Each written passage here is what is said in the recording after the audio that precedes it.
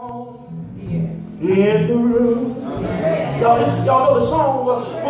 Before the song, the interlude for the song is that there was this old lady and her children were on the way out of town, and they got in an accident. And one of the daughters was able to climb out of the car, and she walked to an old lady's house and asked her could she use the telephone because she had to call on her mama. Well, the story goes on to say by the time that mama got there, that she looked at the old lady and she said, "Ma'am, I thank you for how you took care of my daughter and how you called the paramedics and you got the police and the authorities on the way to help look after my children. But ma'am, I need to ask you for one more favor." And she said, "Ma'am, have you got a closet that I can borrow?"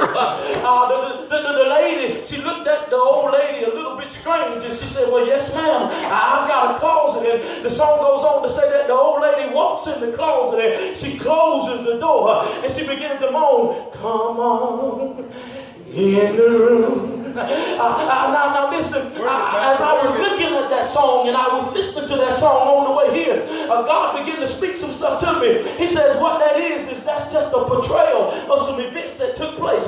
But you know how a mama is about her babies.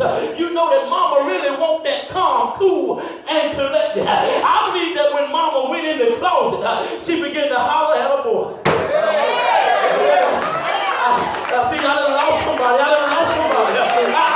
believe she began to say, "Lord, Jesus, I can't get no help over here." The Bible says sometimes we don't even know what to pray for.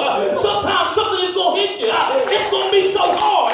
You ain't going to have the words to pray. Only thing you can do is say, "Jesus, have mercy on me."